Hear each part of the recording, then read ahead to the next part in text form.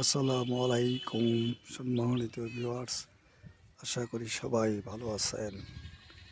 আসলে আশ্বিনের শেষার্ধে নদী এলাকা দেখুন, নৌকা লোকজন নদীতে কাজ করছে, ওপারে নদী পার হওয়ার জন্য লোক অপেক্ষা করছে।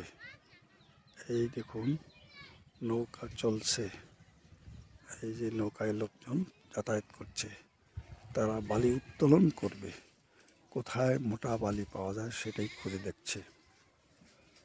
এপাশে আবার গরু ছাগল চারণ করা হচ্ছে।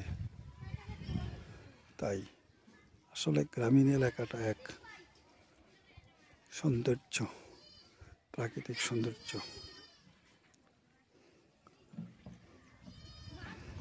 ধন্যবাদ প্রিয় বন্ধুরা।